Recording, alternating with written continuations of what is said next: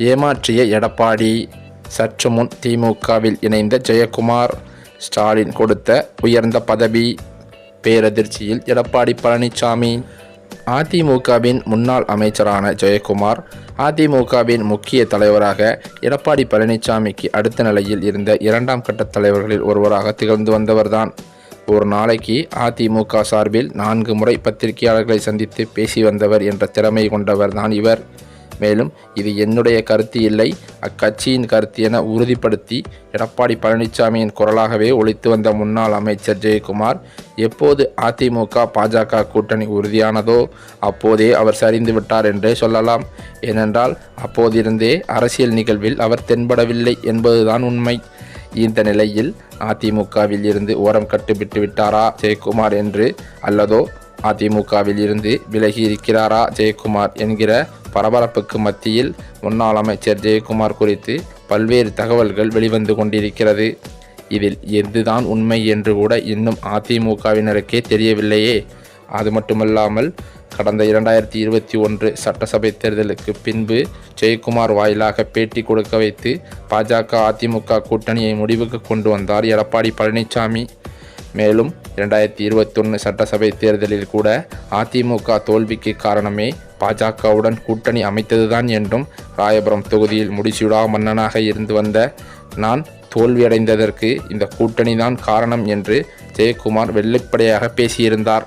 இந்த சூழ்நிலையிலோ கடந்த சில மாதங்களுக்கு முன்பு அதிமுக பாஜக கூட்டணியை உறுதி செய்ய எடப்பாடி தலைமையிலான ஒரு அதிமுக குழு டெல்லி சென்றபோது கூட அதில் ஜெயக்குமார் இடம்பெறவில்லை.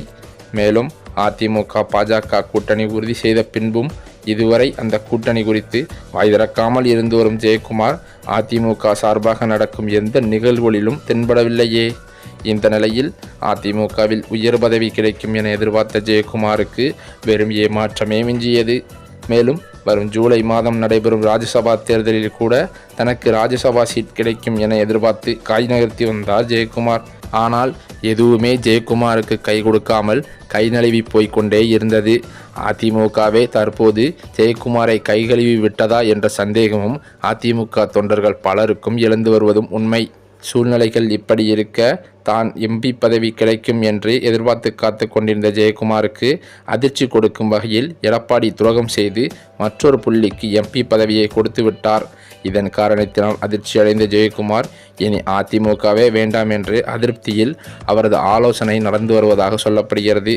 மேலும் அவரது ஆதரவாளர்களுடன் அவர் நடத்திய ஆலோசனை கூட்டத்தில் இனிமேல் அதிமுக வேண்டும் என்று முடிவெடுத்துவிட்டு தற்போது அவரது அதிரடி முடிவான திமுகவில் இணைய உள்ளார் என்ற தகவல் அவரது நெருங்கிய வட்டாரங்களில் வெளிவந்துள்ளது. இதற்காக சமீபத்தில் நடந்த ஆலோசனை கூட்டத்தில் விரைவில் ஸ்டாலின் அவர்களிடம் பேச்சுவார்த்தை நடத்த இருப்பதாகவும், ஸ்டாலினை நேரில் சந்தித்து அநேகமாக அவருக்கு மிக உயர்ந்த பதவியும் ஸ்டாலின் கொடுக்கப் போகிறார் என்ற எதிர்பார்ப்புடன் தற்போது அவர் காத்திருப்பதாகவும் தகவல்கள் வெளியாகியுள்ளது.